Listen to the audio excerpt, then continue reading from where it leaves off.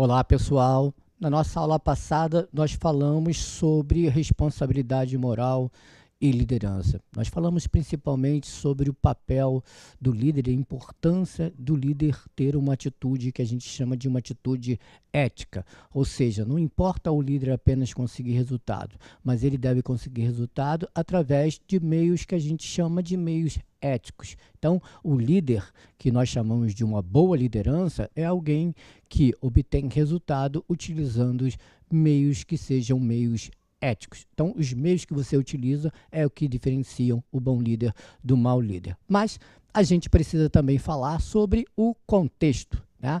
O contexto é onde a liderança se dá. Então, a gente vai falar agora sobre liderança e contexto. Tem algumas definições que a gente precisa trabalhar, como a gente pode ver nesse slide. Eu gosto muito dessa citação do Edgar Schein, que ele diz o seguinte, ó, uma vez existente, a cultura de uma organização determina critérios para a liderança e quem será o líder. É interessante isso, olha só, o contexto ele pode ser a cultura da organização. Né?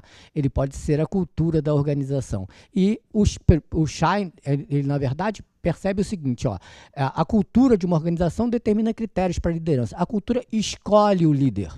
Né?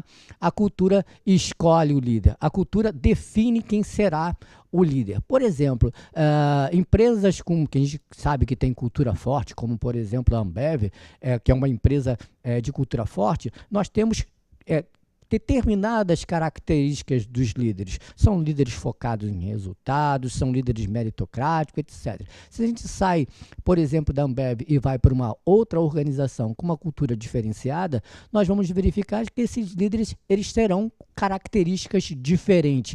Por isso que o Schein diz que, uma vez existente a cultura de uma organização, ela determina critérios para a liderança e quem será o líder. Mas ele também fala sobre a relação do líder com a cultura. O líder também interfere na cultura. E ele segue dizendo o seguinte, ó, mas se uma cultura se torna disfuncional, o que é uma cultura disfuncional? São aspectos da cultura que, na verdade, não atende à atual realidade. Então, quando a cultura se torna disfuncionais, né, é a função ímpar do líder identificar elementos funcionais e disfuncionais da cultura existente e gerir mudança, evolução e mudança na cultura. O Schein está dizendo que a cultura define quem é o líder, mas o líder também, ele muda a cultura. Ele tem o papel, né, de redefinir a cultura, de trabalhar no sentido de que a cultura tenha evolução. É muito importante a gente entender, né, a importância, né, desses contextos, né, das organizações ou de outro tipo de contexto para essa relação do líder. Tem um caso bastante interessante, né, que aconteceu em 1972, até gerou um filme e um livro chamado Vivos, né, de um grupo de jogadores de rugby caíram de avião, obviamente, nos Andes. Esses jogadores, na verdade, poucos sobreviveram e tinha especialmente um indivíduo que era chamado Fernando Parrado.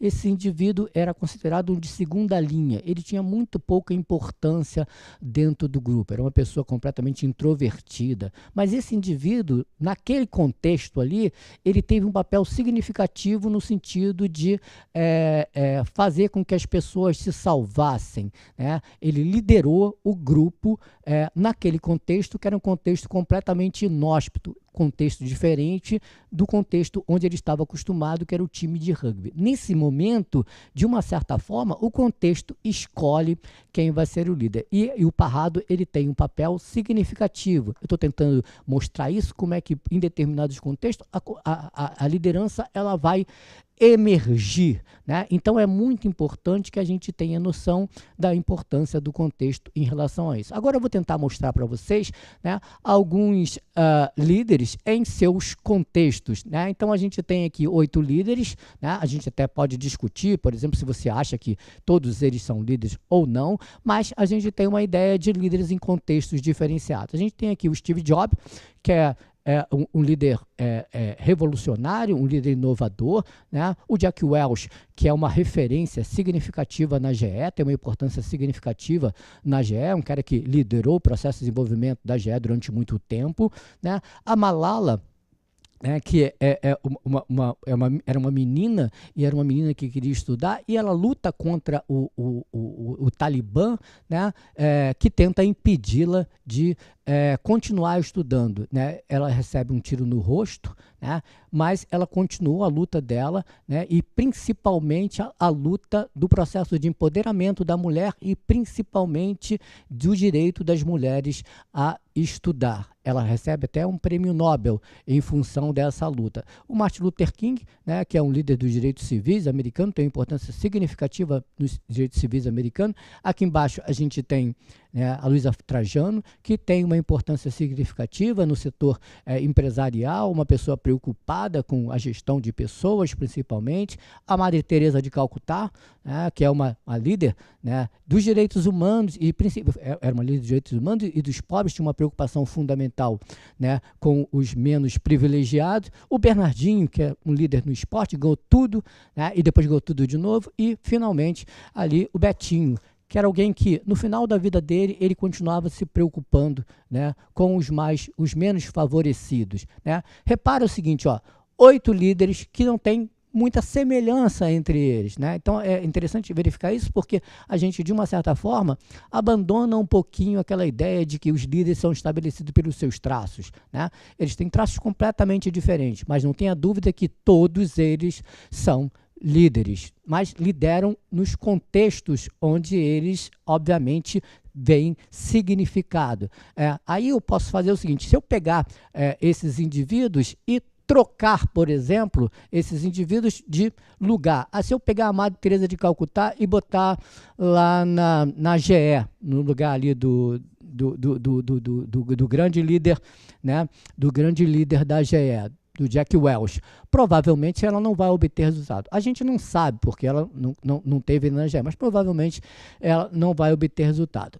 Principalmente porque, para ela, resultado é completamente diferente. Resultado para ela é resultado social. Resultado para o Jack Welch é resultado financeiro, é resultado econômico, né? Então, assim, a Madre Teresa de Calcutá ou qualquer um desses líderes aí, eles são líderes nos seus contextos. Quando eu tiro o líder do contexto, não necessariamente ele continuará liderando. Então, isso significa que o contexto ele tem uma importância fundamental em relação ao líder. Como eu disse, o contexto escolhe o líder, né? Aí, assim, hoje a gente tem um contexto que é um contexto desafiador para a liderança, né? Mudança é significativa, a gente vive no mundo digital, as coisas mudam com uma certa frequência e o líder ele tem que ter capacidade de se adaptar a esse processo contínuo de mudança, tá? Eu vou finalizar, né, com uma pergunta, né? Por que alguém desejaria ser liderado por você? Na verdade, essa pergunta, ela toca em você individualmente, principalmente no sentido de você se autoconhecer e tentar perceber o seguinte: como é que eu influencio os outros, né? Como é que eu dou direcionamento nas relações com as outras pessoas? Como é que eu consigo criar o que a gente chama de um objetivo comum? Se você responder essa pergunta com uma certa facilidade, significa que você se autoconhece e você está trilhando de forma adequada o caminho para a liderança. Muito obrigado.